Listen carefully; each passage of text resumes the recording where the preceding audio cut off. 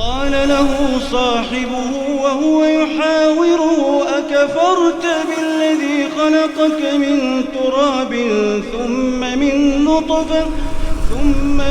نطفة ثم سواك رجلا لكن هو الله ربي ولا أشرك بربي أحدا.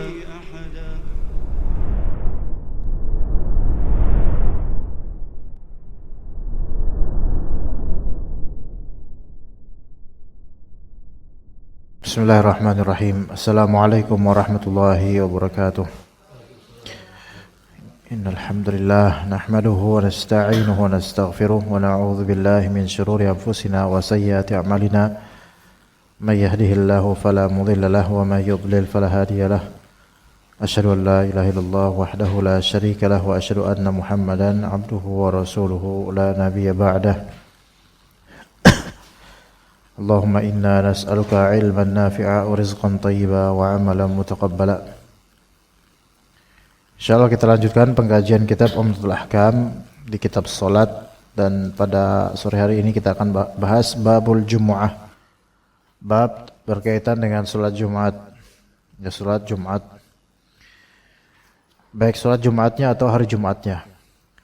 Maka hari Jumat itu adalah paling afdolnya hari dalam seminggu, sebagaimana kata Nabi SAW, khairu yaumin tala'at fihi syamsu yaumul jum'ah, fihi khuliqa Adam wa fihi dakhala al-jannah wa fihi akhraja minha wa la taqumu as-sa'atu illa fi yaumil jum'ah.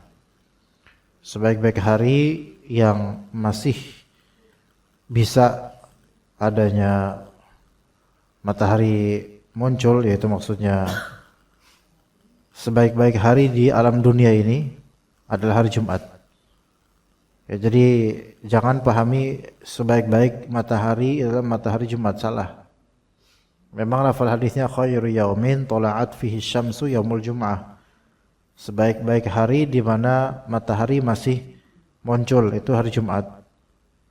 Jadi bukan matahari yang terbaik adalah matahari Jumat, melainkan hari yang terbaik adalah hari Jumat. Dengan dikaitkan adanya matahari, maksudnya alam dunia sebelum kiamat. Di hari Jumat ini diciptakan Nabi Adam alaihissalam. Juga di hari Jumat ini Nabi Adam masuk surga. Tadinya kan nggak di surga, kemudian masuk surga. Juga di hari Jumat Nabi Adam dikeluarkan dari surga menuju ke alam dunia. Dan hari kiamat tidak akan terjadi kecuali di hari Jumat. Nah, hari Jumat ini dikhususkan oleh Allah untuk kaum muslimin. Adapun orang-orang sebelum zaman Nabi dari kalangan Bani Israel, itu mereka tidak dikhususkan Jumat untuk mereka. Ajaibnya kita, hari libur kita malah justru berbalik ya. Jumat itu hari paling ekstra kerjanya gitu. Terus Sabtu yang itu hari orang-orang Yahudi sebenarnya, dan Minggu hari orang Nasrani. Ya. Gitu. Jadi kembali kita liburnya malah ngikutin Yahudi dan Nasrani, tapi karena memang ini tidak ada kesengajaan dari kita dan sudah menjadi ketetapan umumnya masyarakat di seluruh atau umumnya dunia, maka ini tidak disebut tasyabuh bil kufar, tidak disebut menyerupai orang-orang kafir. Ya. Kemudian hari ini dikhususkan, hari Jumat ini dikhususkan di beberapa hal termasuk ibadah. Dan yang paling unggulnya adalah salat, di antara salat fardu, yaitu salat Jumat. Begitu juga dianjurkan di hari Jumat ini membaca 2 surat di salat subuh, yaitu rakaat pertama surat As-Sajdah 3 halaman, rakaat kedua surat Al-Insan 1 halaman lebih. Begitu juga dianjurkan membaca surat Al-Kahf di hari Jumat itu. Di hari Jumat maksudnya antara malam Jumat sampai menjelang maghrib. Antara malam Jumat sampai menjelang maghrib itu waktu untuk membaca surat Al-Kahf. Juga dianjurkan di hari Jumat memperbanyak selawat atas Nabi SAW. Juga dianjurkan hari Jumat untuk mandi, kecuali mandi junub wajib ya, mandi. Juga dianjurkan di hari Jumat untuk tatoyub, yaitu pakai wewangian. Juga dianjurkan di hari Jumat untuk kenapa? Oh lagi nyatet. Oh saya kirain nyimak doang, oh ternyata nyatet toh. Oke, mulai mana tadi? Mulai mandi ya, udah gosok gigi, terus habis itu andukan. Coba dari tadi kita ulang. Kekhususan di hari Jumat diantaranya, ya amalannya ya. Satu, sholat Jumat yang wajib bagi pria. Itu ya. Dua, membaca di rakaat pertama as-sajdah, di rakaat kedua al-insan untuk sholat subuh.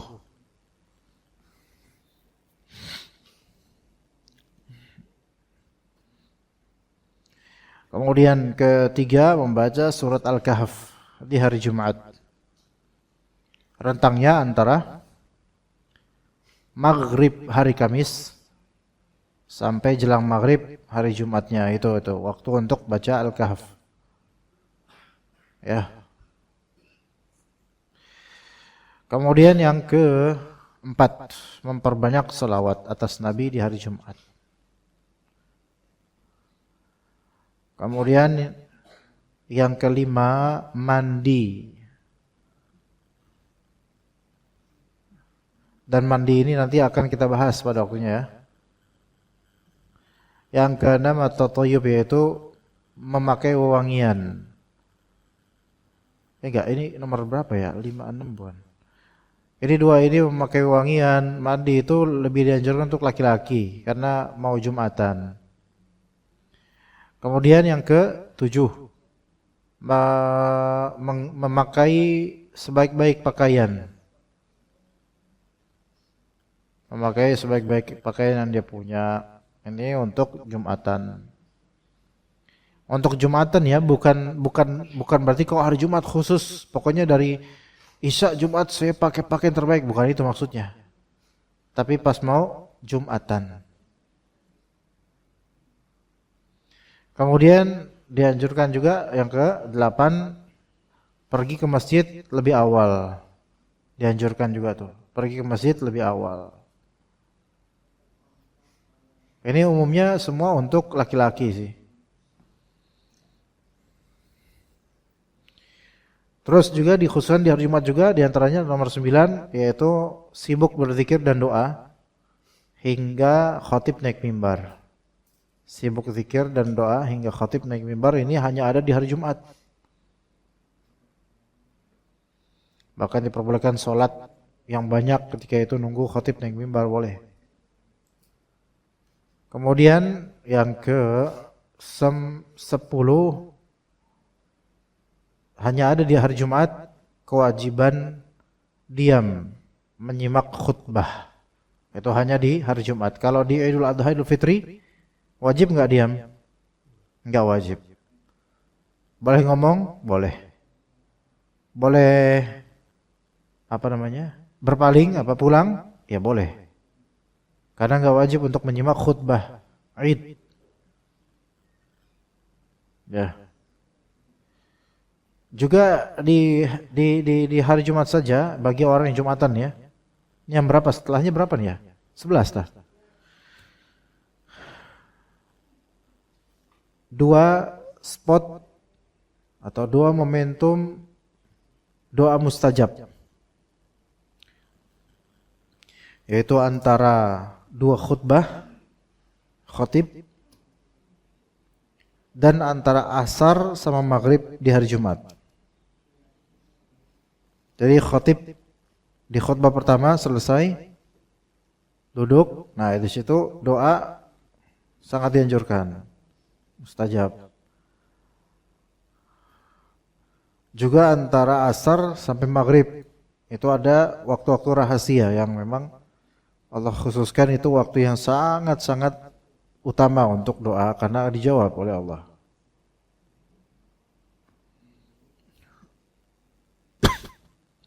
Oke, itu tadi yang berkaitan dengan kekhususan di hari Jumat. Oke, kita mulai dari hadis perdana di bab ini.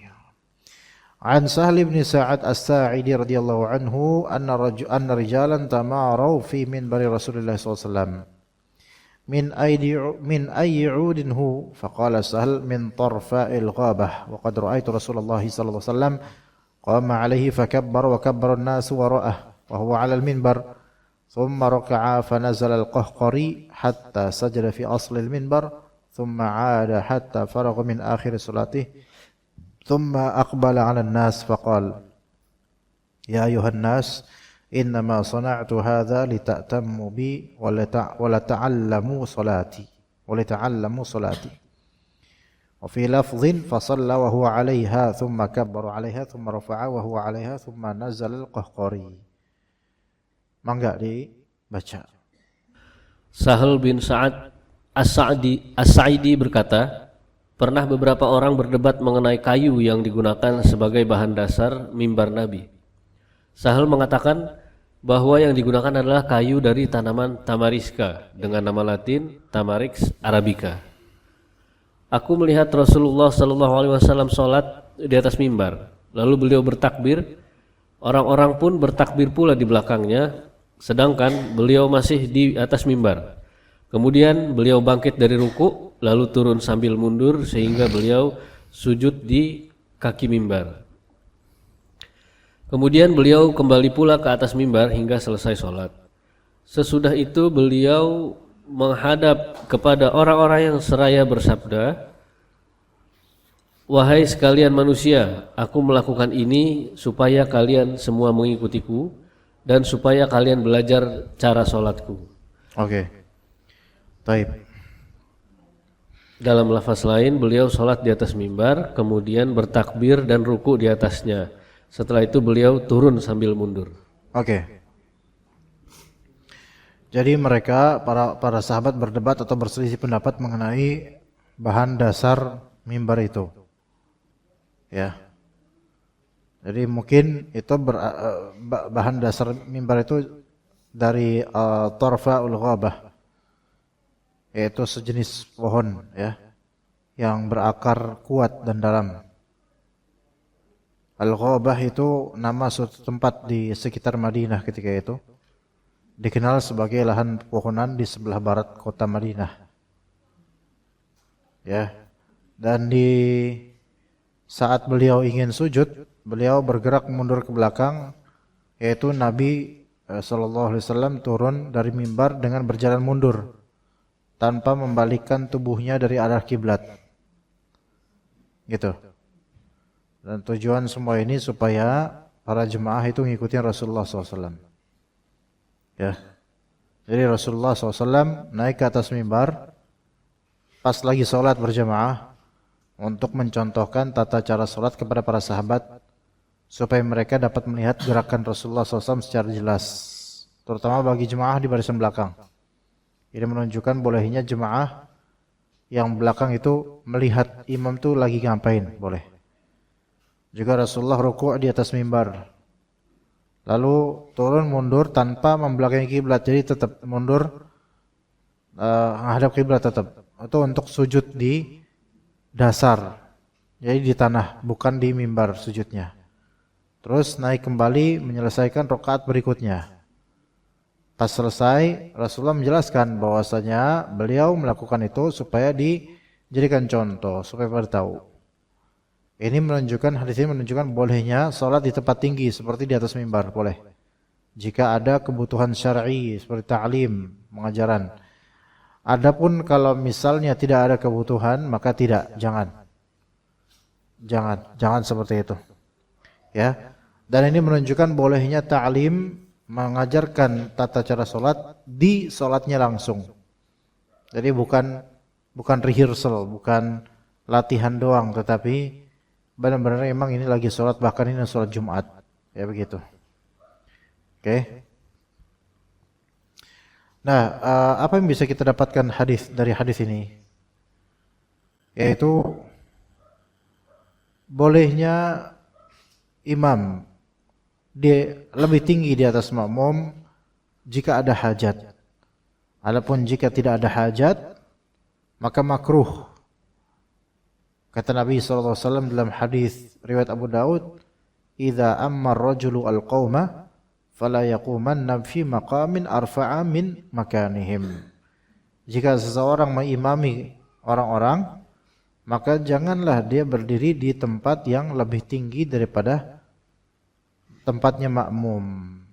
Itu larangan dari Nabi SAW. Tapi ketika sekali-kali tujuannya buat ngajarin, maka itu boleh. Nah sekarang nggak ada hajat untuk ngajarin karena orang-orang juga bisa lihat YouTube untuk sholat gitu, atau bisa ikut samping-sampingnya. Oke. Kemudian faedah berikutnya, bolehnya bergerak sedikit untuk hajat yang itu tidak mencederai sholat. Bergerak sedikit karena ada kebutuhan, itu nggak apa-apa. Untuk hajat sholat boleh, ya, gerak sedikit boleh. Kemudian faedah berikutnya, wajibnya mengikuti Nabi SAW. Wajibnya mengikuti Nabi SAW dalam gerakan-gerakan sholat juga.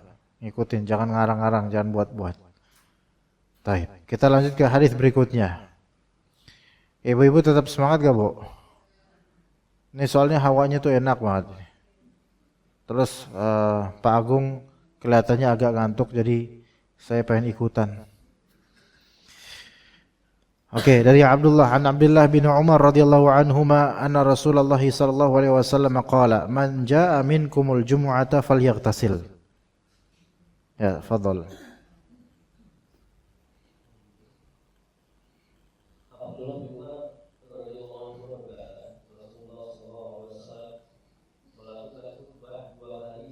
Diri.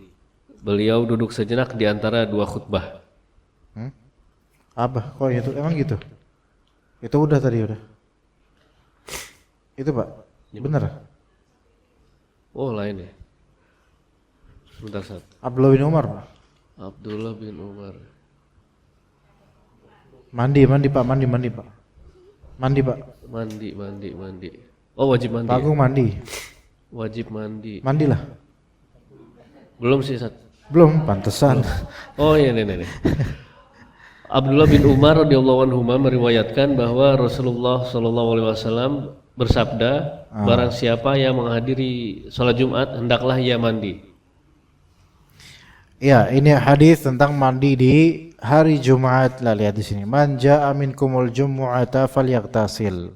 Oke. Ibrohnya mandi di sini sebenarnya kaitannya apakah hari Jumatnya atau sholat Jumat gitu loh. Gimana? Kan di sini hadis man jaa'a minkumul jumu'ata falyaghtasil. Terjemahan di sini gimana Pak? Tadi barang siapa apa? Berangkat di hari Jumat gitu kan. Kalau di sini barang siapa yang menghadiri sholat Jumat. Menghadiri sholat Jumat. Berarti ibrahnya itu bukan di harinya doang, tapi di menghadiri sholat Jumat. Gitu maksudnya. Oke. Dan karena di masjid ya, tempat Jumatan itu banyak orang ya, sehingga dianjurkan untuk membersihkan diri sehingga orang tidak terganggu dengan bau badan kita. Gitu. Dan ini buat orang yang mau Jumatan. Nah, kemudian ada beberapa hadis lain berkaitan dengan ini. Ini hadis pertama dalam masalah ini ya. Hadis Abdullah bin Umar, Rasulullah SAW bersabda, "Man jaa'a minkumul jumu'ata falyaghtasil." Siapa yang akan menghadiri Jumatan maka hendaklah dia mandi. Ini satu. Akan saya tambahkan dua hadis lain. Hadis berikutnya yaitu kata Nabi SAW, "Ghuslu yaumil jumu'ati wajibun ala kulli muhtalimin." Ya. Mandi hari Jumat wajibun, kudu, harus gitu kalau diartikan oleh orang Indonesia. atas setiap orang yang muhtalim. Muhtalim di sini mimpi basah. Nanti saya jelaskan ya. Jadi 3 hadis nih, dijelasin semua nanti. Ini hadis kedua tadi apa? Mandi yaumil Jum'ah. Hari Jumat wajib atas setiap yang mimpi basah. Oke. Kemudian hadis berikutnya yang ketiga, man tawaddaa yaumal jumu'ati fabiha wa ni'mat wa man ightasala fal ghuslu afdal. Barang siapa yang wudu di hari Jumat, wudu saja, maka itu udah bagus. Barang siapa yang mandi, maka mandi lebih baik. Oke. Berarti ada berapa hadis? 3 hadis. So we have 3 hadis, okay? Kita punya 3 hadis. Oke. Kalau yang pertama jelas, siapa di antara kalian yang mau Jumatan hendaklah dia mandi. Oke. Itu jelas ya. Ini perintah bukan dari Rasulullah. Perintah. Oke. Asalnya perintah itu wajib atau sunnah? Kalau itu ada dari lisan, ucapan Nabi perintah, asalnya wajib. Itu keep dulu, di-keep dulu, ya. Kaidah itu kita simpan dulu, ambil ya. Yang kedua, ghusl yaumil jumu'ati wajibun 'ala kulli muhtalim. Mandi hari Jumat wajib atas setiap yang mimpi basah. Ini 2. Oke. Seolah-olah ini kayak menekankan banget ya. Yang ketiga malah kayaknya berbalik. Siapa yang wudu di hari Jumat itu udah bagus. Siapa yang mandi maka mandi lebih afdol. Kalau hadis pertama sama kedua terpahami wajib gitu kan ya. Tapi hadis ketiga kok kata Nabi siapa yang wudu aja di hari Jumat itu udah bagus. Lah berarti enggak wajib dong mandi, kan gitu. Dan siapa yang mandi maka mandi lebih afdol gitu. Jadi enggak wajib dong mandi. Nah gitu. Lalu gimana hukumnya nih? Gimana hukumnya sebenarnya? Ulama memang beda pendapat. Pendapat pertama tentang masalah mandi Jumatan, mandi hari Jumat. Pendapat pertama wajib. Dalilnya apa? Hadis pertama dan kedua ini. Siapa yang datangi Jumat maka hendaknya mandi. Kemudian mandi hari Jumat wajib atas setiap yang mimpi basah. Itu pendapat mazhab zahiriyah, mazhab tekstual, super tekstual. Pendapat kedua, ini pendapat kebanyakan ulama dan ini insya Allah yang lebih sahih, bahwa saya mandi Jumat itu tidak wajib, melainkan sunnah. Dalil yang dipakai, dalil yang ketiga, siapa yang wudu di hari Jumat maka itu bagus, dan siapa yang mandi maka mandi lebih afdol. Oke. Lalu gimana dong jumhur atau kebanyakan ulama menanggapi hadis yang dipakai oleh ulama yang mewajibkan, yaitu ghuslu yaumal jumu'ati wajibun 'ala kulli muhtalim. Maka kata para ulama begini. Nih, saya pengen kasih tahu. Saya pengen tanya dulu. Wajib itu dari bahasa apa? Wahai bapak-bapak, ibu-ibu. Arabik bukan? Bahasa Arab. Baik. Di zaman Nabi bahasa Arab ada, tentu ini pakai bahasa Arab. Oke? Wajib itu bahasa jelas lafal dari Nabi wajibun, ya. Lihat, lafal dari Nabi apa? Wajibun 'ala kulli muhtalimin. Jumhur ulama bilang enggak wajib. Gimana? Berani enggak kita bilang jumhur ulama nih enggak ikut Nabi? Enggak berani. Sama, ya. Tapi kenapa? Alasannya kenapa? Kenapa atar? Tahu nggak kenapa atar? Nggak tahu. Nabi bilang ghuslul jumu'ati wa ghuslu yaumil jumu'ati wajibun 'ala kulli muhtalimin. Tapi jumhur bilang mandi Jumatan enggak wajib. Kalau kita nggak belajar dalam-dalam, ini bakal kita bilang jumhur ulama gimana sih? Nabi udah jelas ngomong ini menyelisihi sunnah, kayak gitu dah. Ayo bentar dulu. Ya gitu. Istilah itu dalam ilmu syar'i, istilah itu kadang-kadang gitu.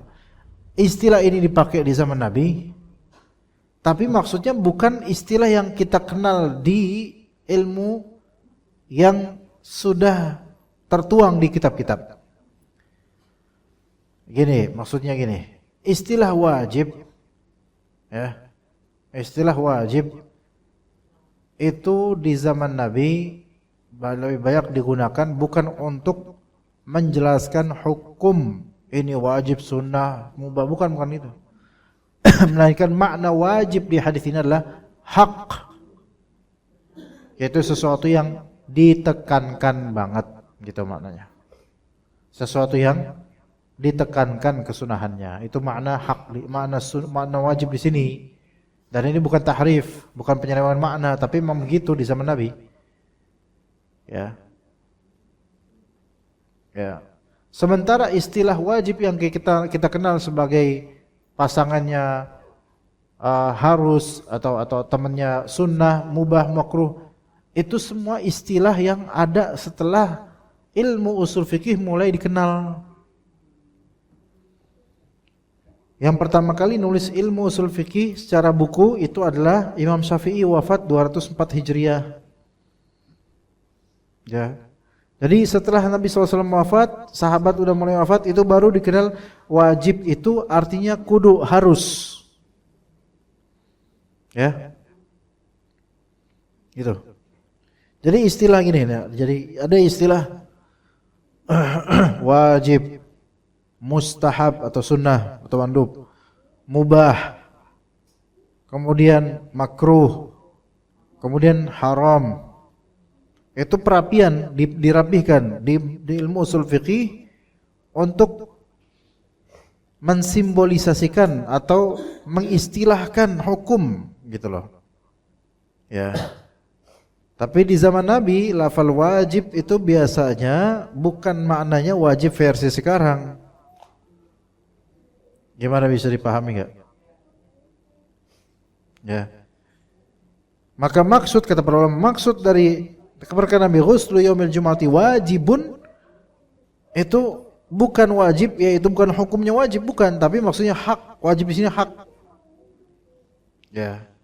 Hak di sini maksudnya sangat berhak dan sangat ditekankan.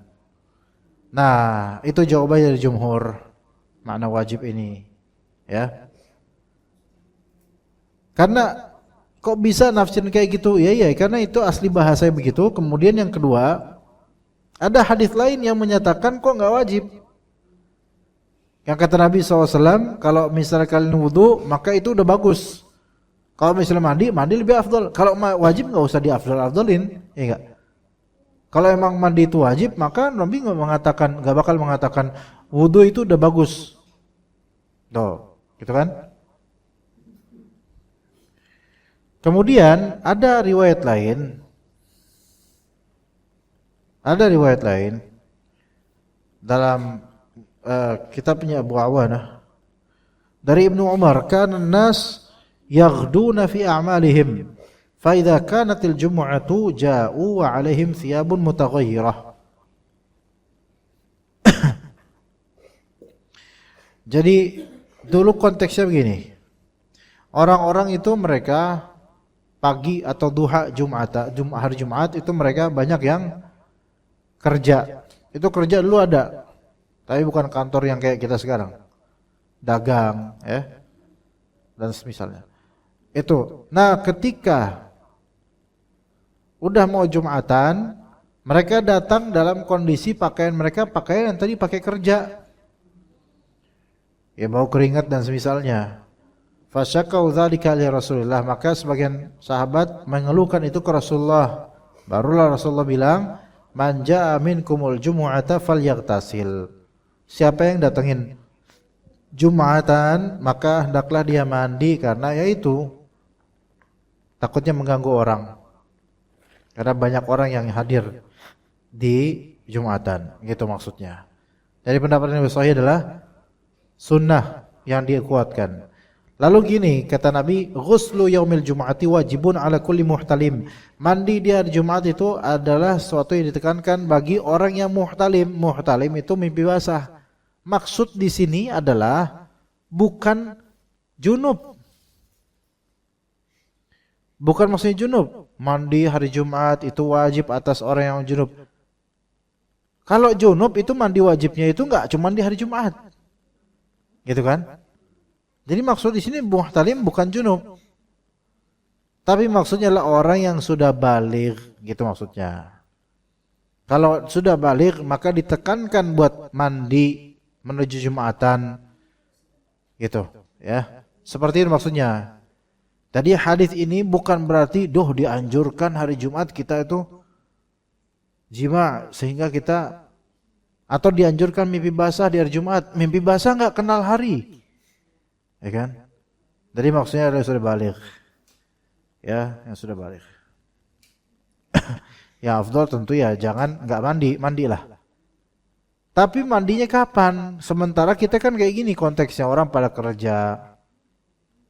Ya, kemudian kan dianjurkan lebih awal ke masjid pas Jumatan. Sampai Rasulullah membagi 5 sesi keafdolannya. Enggak. Sesi pertama, kalau sampai masjid sesi pertama, dia ibarat sedekah badanah yaitu unta. Kalau sesi kedua dia baru datang sapi. Sesi ketiga kambing atau domba. Sesi keempat ayam. Sesi kelima telur. Nah kita rata-rata sedekah apa? Dapatnya kategori yang mana nih? Telur. Cilor lagi gitu. Nah, lalu gimana sih pembagiannya? Karena marbot kadang-kadang ngerasa udah sedekah unta gitu. Soalnya marbot datang paling awal. Nyetel MP3 gitu kan. Al-Quran. Sambil sedekah unta. Jam berapa datangnya marbot? Jam 11.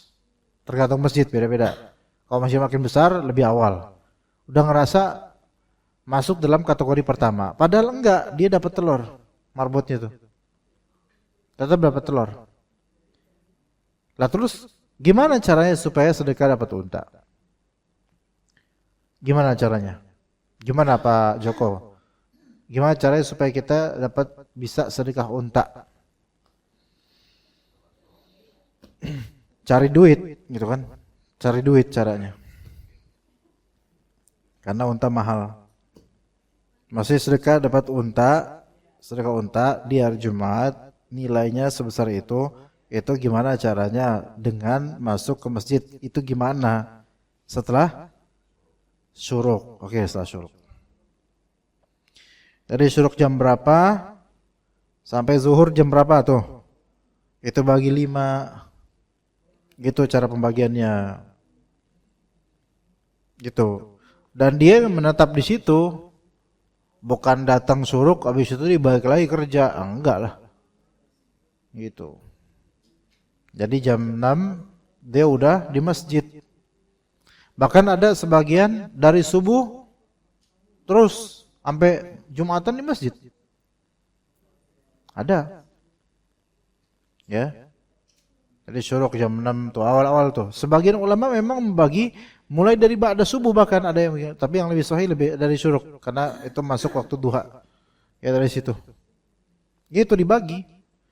Maka kalau dia jam 11 datangnya berarti apa? Telur. Berarti telur dia.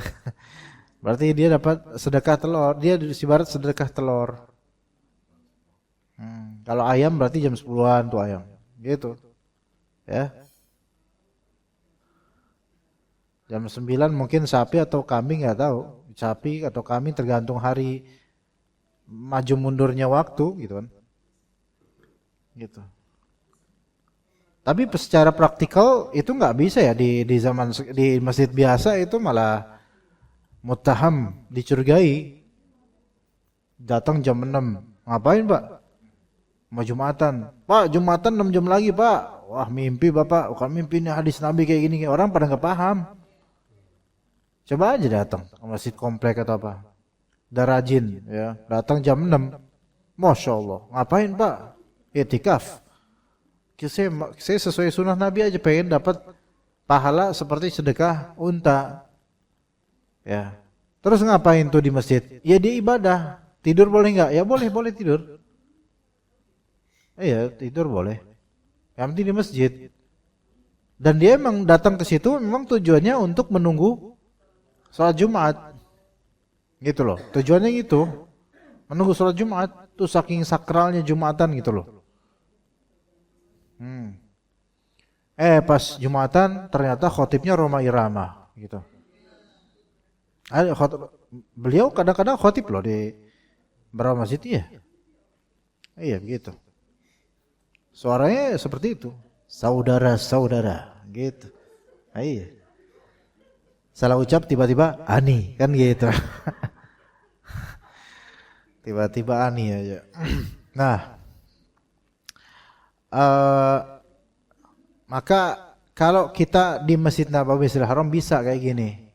Tapi kalau di sini malah curiga kecuali kalau emang udah dikenal ya. Begitu. Atau di Istiqlal bisa di Istiqlal insyaallah. Begitu. Kalau di Masjid Nabawi memang banyak yang kayak gitu, banyak. Kadang dari subuh mereka itu udah sampai syuruk tidur di Masjid Nabawi. Itu banyak. Sampai bawa bantal, persiapan Jumatan. Persiapan Jumatan. Ya. Waktu itu saya umrah bareng Pak Joko juga, itu waktu itu saya jam 9 ke masjid sama teman-teman juga kalau nggak salah. Jam 9. Itu berarti jam 9 kira-kira ya kambing apa gitu kan. Seperti itu. Ya. Ya mudah-mudahan kita insyaallah mudah-mudahan dirizkikan oleh Allah taala bisa umrah lagi. Di Masjidil Haram juga begitu, pada seperti itu. Apalagi kalau Ramadan. Bahkan sampai dari kemarin itu masih di masjid sampai besoknya. Baik Ramadan, i'tikaf dan Masya Allah. Semangatnya cari pahala. Ya begitu jemaah.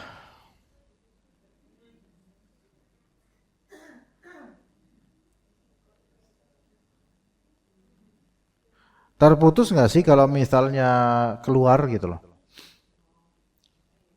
Kalau keluar karena hajat atau darurat nggak terputus, nggak apa-apa.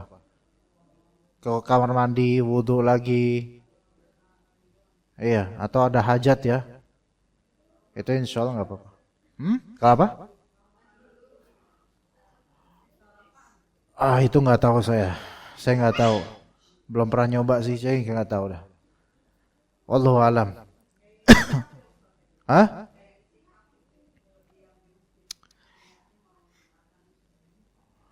Secara makna i'tikaf. Secara makna i'tikaf, namun secara istilah itu tidak disebut i'tikaf. Tapi secara makna ya itu i'tikaf.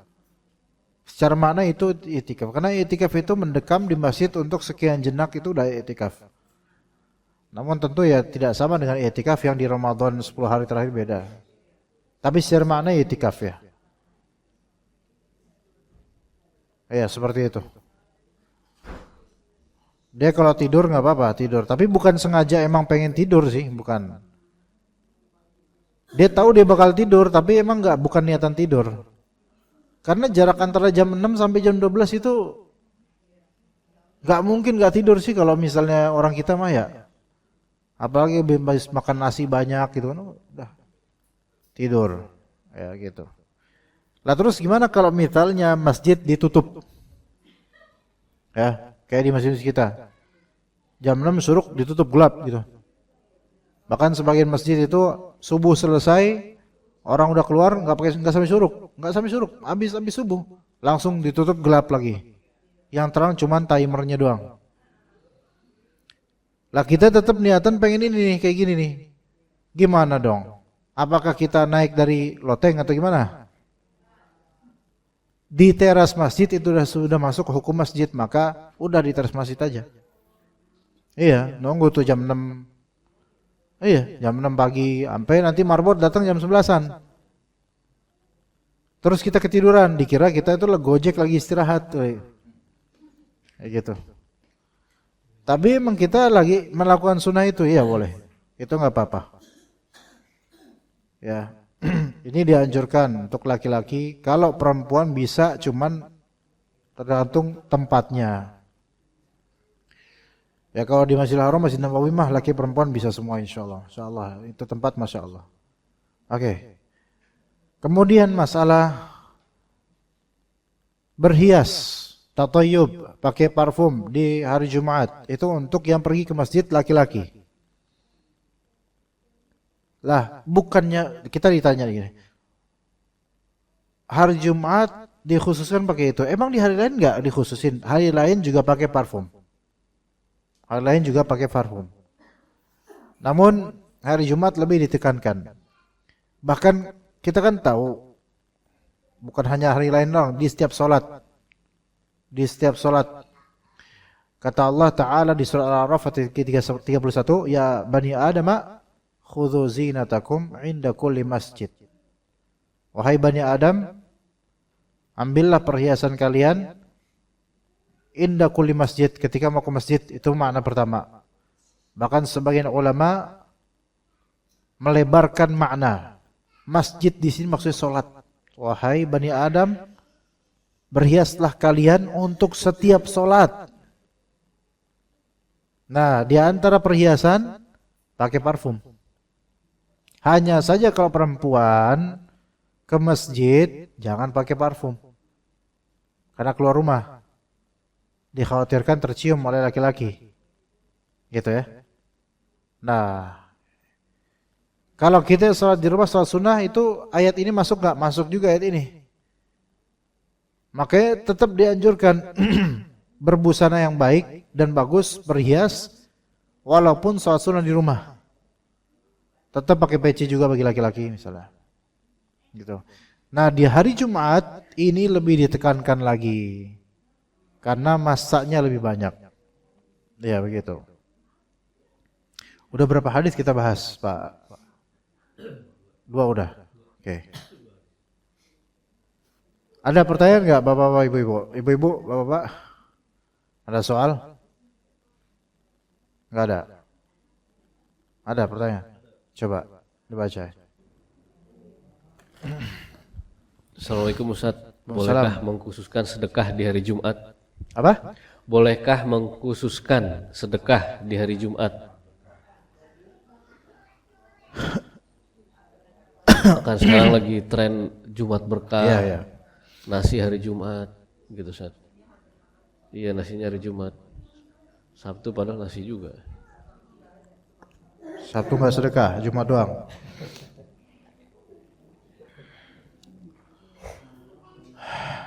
Mana ya? Di sini ada yang suka melakukan sedekah Jumat nggak?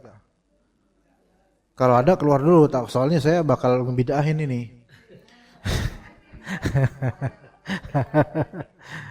Jadi gini, sedekah Jumat itu bisa masuk dalam sunnah secara umum, tapi bisa juga menjadi bid'ah. Jadi disebut sunnah secara umum jika memang dia udah terbiasa sedekah di setiap hari. Maka di hari Jumat dia sedekah sama sama hari-hari lainnya. Gitu ya. Seperti itu. Tapi bisa jadi itu bid'ah ketika dia memang enggak pernah sedekah di hari lain dan hanya Jumat saja sedekahnya. Maka ini bisa menjadi bid'ah. Adapun kalau misalnya dia memang pengen dapat pahala banyak di hari Jumat dengan sedekah, bisa dia tambah. Tapi di hari lain dia tetap sedekah. Gitu loh. Maksudnya standarnya itu digandakan di hari Jumat tuh dia lebih senang lagi karena banyak orang berkumpul. Itu enggak masalah insyaallah. Tapi kalau dia mengkhususkan saya mau sedekahnya kumpul aja nanti hari Jumat aja saya sedekahnya. Ini jadi bid'ah nanti. Karena enggak ada yang kayak gitu, enggak ada. Sedekah itu di hari apa aja. Adapun ketika di waktu-waktu fadilah kita menggandakan kebaikan kita makin ekstra gitu, enggak masalah.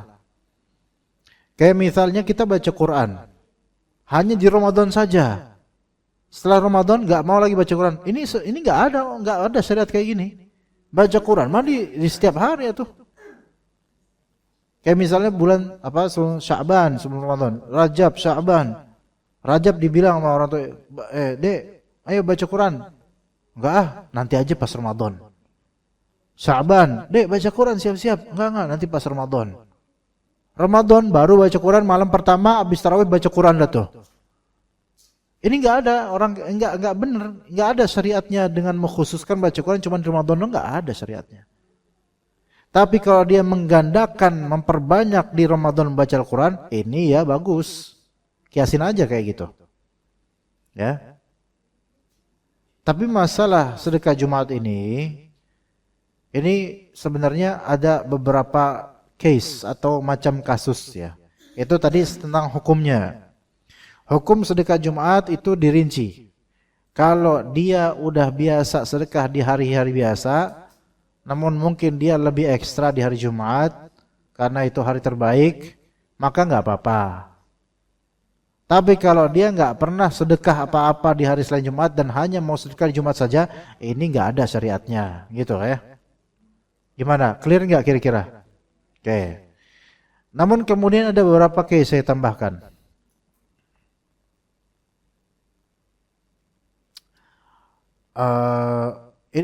Tukang nasi uduk misalnya, ya kan? Atau nasi-nasi lainnya. Itu banyak, ada beberapa dari mereka yang hanya mengkhususkan di hari Jumat. Nah, itu kembali ke yang tadi kita katakan, bagaimana hukumnya itu ya. Next, apa hukumnya pemilik bisnis baik nasi uduk atau lainnya? Dia menghimbau orang-orang untuk sedekah melalui dia, melalui dagangan dia, paham nggak? Melalui dagangan dia, oke? Siapa yang mau sedekah Jumat melalui saya akan belikan nasi uduk dan seterusnya, gitu ya? Kalau dia mengambil keuntungan dari situ, maka nggak boleh, oke? Nggak boleh, itu mengendarai apa ya, mana ya bahasanya, memanfaatkan. Jadi ada kepentingan dan kepentingan pribadi ya di balik sedekah orang, itu nggak boleh, jangan. Itu hindari kayak gitu. Ada yang memakruhkan, ada yang mengharamkan, tapi intinya itu nggak beradab, sebenarnya nggak beradab. Antara makruh sama haram. Gitu. Kalau bisa jangan gitu, jangan. Ya. Kecuali kalau ada orang mungkin tanpa inisiatif dari kita, tanpa undangan dari kita. Orang itu mesen kita berapa banyak, kita petuntung fadol silahkan. Tapi kalau kita minta-minta ke orang atau ngajurin orang, ayo siapa yang mau sedekah Jumat melalui nasi uduk saya, ayo nanti saya akan bagikan. Dan dia dapat petuntung itu, jangan. Enggak. Jangan.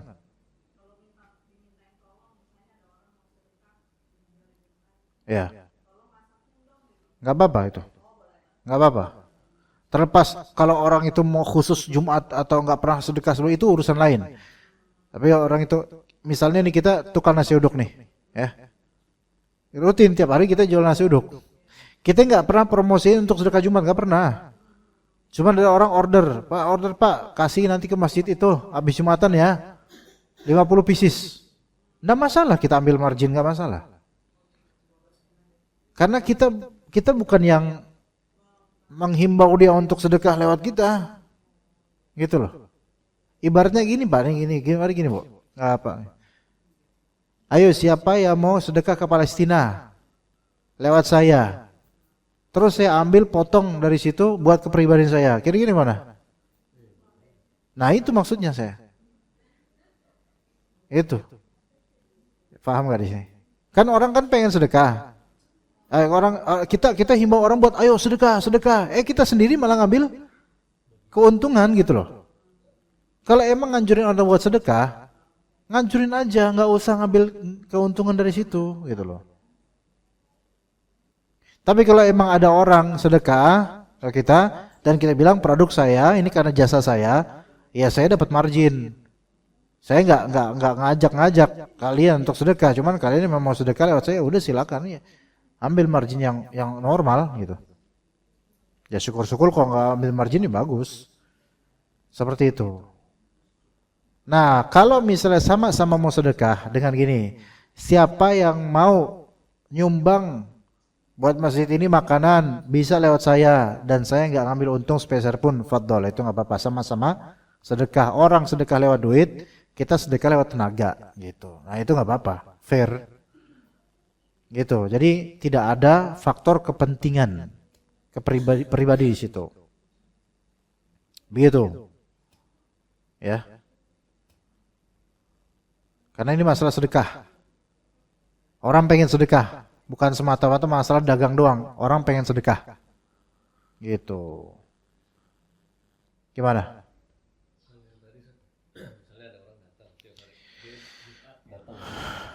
Minta dimasakin gitu kan. Dia nggak ngambil margin, tapi setiap ada orang yang tiap hari Jumat itu datang, dia sedekah tenaga. Coba diulangi. Pakai speaker biar ibu-ibu bisa menjelaskan. Ya. Melanjutkan penjelasan yang terakhir tadi Ustaz. Jadi misalnya ada yang tiap hari Jumat, misalnya ada yang order gitu ke tukang nasi uduk ini nih. Nah. Di tiap hari Jumat, tapi dia nggak mengumumkan ngambil dari saya, nggak. Tapi dia tiap Jumat ke situ, terus akhirnya dia nggak ngambil margin, tapi dia niatan sedekah tadi, tapi di setiap Jumat. Bagaimana hukumnya di si tukang nasi uduk dengan sedekah tenaga dia tiap hari Jumat itu untuk acara itu gitu?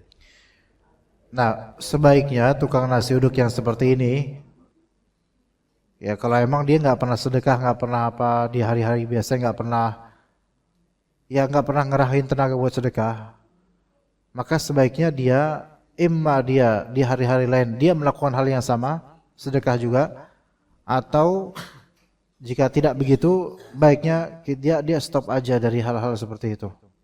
Baiknya, ya, untuk menghindari pembiasaan atau menormalisasi orang sedekah hanya Jumat doang, untuk menghindari normalisasi hal itu. Karena pedagang biasanya menormalisasi karena mereka seneng lah dengan adanya kayak gini. Sebenarnya sedekah mau di hari apapun silakan, atau mau hari Senin doang silakan. Cuman orang ini kan rata-rata jadi apa pemikirannya? Jadi pengen sedekah Jumat doang karena pahalanya banyak. Udah saya Jumat doang. Itu malah bakhil, bakhil. Kenapa? Kenapa hari Jumat doang? Ya jadi seolah-olah perhitungan banget gitu loh. Padahal bisa di hari lain, sampai nggak mau di uangnya ditabung buat sedekah di hari Jumat doang. Ini nggak ada syariat mengkhususkan sampai sebegini, nggak ada. Nggak ada. Antum mau sedekah di hari apa aja, fadilah Allah Ta'ala di hari apa aja ada. Memang hari Jumat hari yang terbaik, lebih baik ya, tapi tidak serta-merta di hari lain didiskriminasikan begitu aja gitu. Seperti itu. Wallahu a'lam. Pertanyaan selanjutnya Ustaz. Ya. Assalamualaikum Ustaz, bagaimana hukum membaca surat Al-Kahfi di hari Jumat atau malam Jumat? Hukum membaca surat Al-Kahfi di hari Jumat atau malam Jumat. Ini atau di sini maksudnya pilihan atau gimana? Dia bacanya misalnya habis maghrib hari Kamis, itu kan udah surat Jumat, atau besoknya pagi habis subuh. Kalau Imam Syafi'i itu setahu saya malah malamnya bagus, boleh besoknya lagi bagus. Tapi kita tadi udah sebut durasi buat kalau memang kita mau ikut hadis tersebut, sebagian ulama mendhaifkan hadis itu. Tapi kita anggap itu sunnah, maka durasi waktunya jika disebut yaumil jumu'ah, maka dia wallahu alam ke yaum, yaitu dari maghrib Kamis malam Jumat gitu, berakhir sampai sore kayak gini gitu. Tapi hari Jumat. Adapun Jumat maghrib itu sudah tidak maghrib, tidak Jumat lagi, sudah masuk malam Sabtu. Begitu.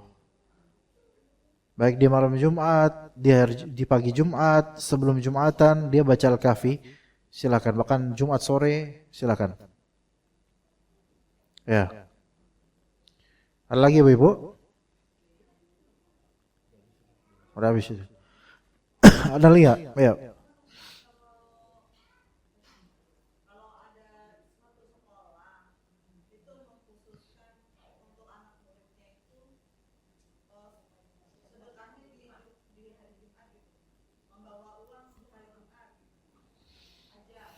Ya.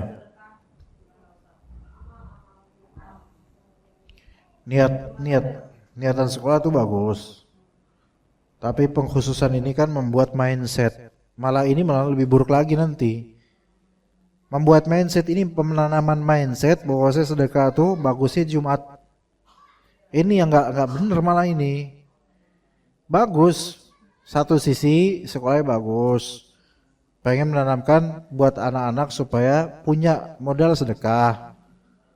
Tapi tagline sedekah Jumat, kumpulnya pas Jumat aja, ini justru yang membuat adanya mindset nanti ke depannya, oh sedekah tuh Jumat aja gitu. Nah, contoh lain saya kasih contoh. Sedekah di setiap hari, oke, ada orang sedekah setiap hari. Ada orang sedekah setiap hari tapi tetap salah. Tuh kan salah lagi Ustaz. Iya salah lagi. Gimana salahnya coba? Dia sedekahnya cuma pas pagi doang. Sedekah subuh, ini juga salah. Jadi udah sedekah boy, saya subuh aja sedekahnya. Kalau siang kagak, sore pelit, malam apalagi udah bakhil. Bukan, ada apa dengan sedekah subuh? Karena ngambil dari dalil malaikat turun di waktu subuh itu dan mendoakan, ya Allahumma akhlif man anfaqa wa atlif man amsaka, gitu.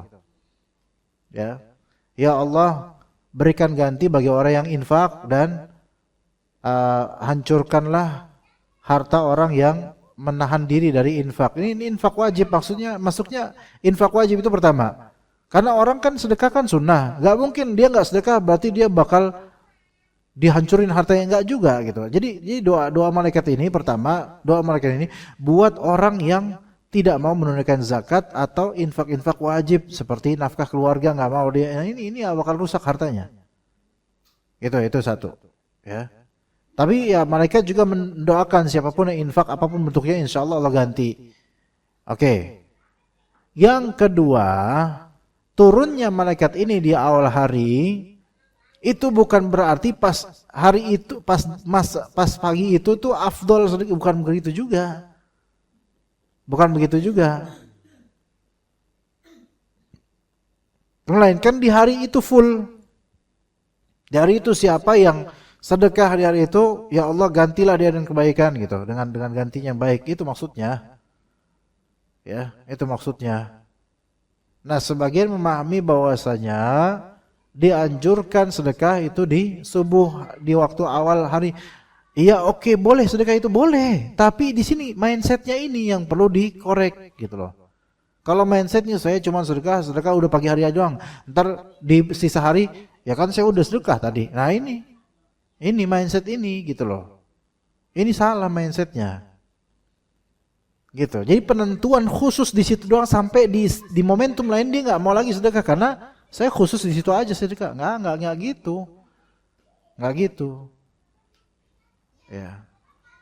Dan juga kesalahan lainnya adalah coba sedekah ke masjidnya misalnya, ama nafkahin istri buat belanja, mana yang lebih afdol secara umum? Pasti perempuan bilang nafkahin istri. Iya. Tapi memang benar. Itu lebih utama. Nah, kenapa nafkahin istrinya jam 3 sore? Kenapa enggak subuh-subuh nafkahin istri? Ayo, paham enggak maksud saya sini? Kalau emang subuh lebih afdol, kenapa enggak pas subuh nih nafkah? Kenapa bang kok pagi-pagi? Malaikat doain. Malaikat doain untuk full day, bukan untuk khusus subuh. Itu emang pas banget malaikatnya turunnya pas subuh. Gitu. Jadi full day, untuk full day. Tuh. Dari situ ya. Mindset. Salah memahami hadis. Gitu. Ada pertanyaan, Pak? Ada lagi, Pak. Ada lagi, Ustaz. Ada 2 pertanyaan. Assalamualaikum, Ustaz. Bila ada lembaga yang memfasilitasi untuk sedekah ke Palestina, tetapi dari sedekah itu digunakan juga sebagai biaya operasional lembaga tersebut, bolehkah? Biaya operasional apa? Biaya operasional lembaga ini, Ustaz, yang ngumpulin sedekah. bolehkah menggunakan uang sedekah untuk biaya operasional? Oke. Sedekah untuk biaya operasional. Sedekah yang dikumpulin. Nah, ini ya operasional ini apakah untuk tujuan yang dimaksud atau operasional ini adalah untuk menggaji benefit? Itu beda. Ya berinci. Kalau untuk wasilah menuju tempat yang dituju, ya iya boleh, jelas. Misalnya terkumpul 500 juta untuk Palestina. Untuk sampai sana butuh biaya. Nah, biaya itu termasuk makannya. Pokoknya biaya akomodasi. Iya, kalau itu ya jelas itu mah, enggak usah diperdebatkan itu mah. Cuma untuk menstabilkan yayasan atau apa ini yang dipermasalahkan. Apakah boleh dari sumbang-sumbangan itu? Jawabannya enggak. Dari harta lain, dari hal lain. Entah dari Baitul Mal, entah dari foundation atau dari dana sedekah yang memang diperuntukkan khusus untuk membiayai stabilisasi karyawan dan yayasan ini. Karena apa? Karena orang-orang ini mereka sedekah khusus Palestina, bukan untuk pemberdayaan lembaga ini, bukan. Kecuali kalau dari awal udah ada klausul tulisan, kami mengambil sekian persen dari kumpulan ini untuk menstabilkan yayasan kami. Berarti niatannya juga harus ada apa? Atau udah ketahui gitu kan, berarti menolong lembaga dan menolong Palestina. Tapi kalau nggak ada klausul itu, orang kan tujuannya Palestina, nggak ada tujuan buat ini. Jadi akomodasi operasional yang memang mau nggak mau harus pakai itu untuk Palestina, ya itu memang harus pakai dana sedekah itu. Tapi kalau bukan berkaitan dengan Palestina, tujuannya hal-hal lain seperti gaji karyawan, kebersihan lembaga, itu nggak ada kaitannya sama tujuan mereka para sedekah untuk Palestina. Enggak, jangan. Begitu. Kecuali sudah ada persenan yang disebutkan ketika orang-orang pada mau sedekah.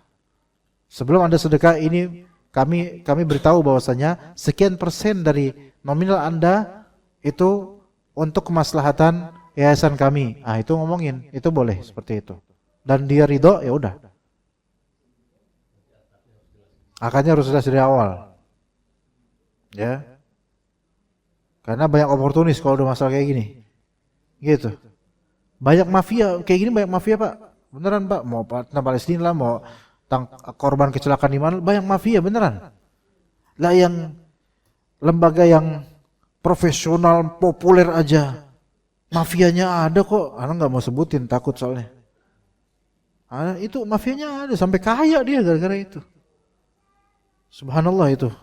Megang uang orang itu, mendingan megang uang sendiri gitu. Kalau punya, kalau ada ya. Ternyata kan nggak ada gitu. Beneran, saya kan udah ngalamin, Bu, yang kemarin kecelakaan itu. Itu saya jadi terbuka cakrawala saya betapa uang itu, orang yang tadi baik itu benar-benar bisa berubah. Berubah banget. Iya. Gitu.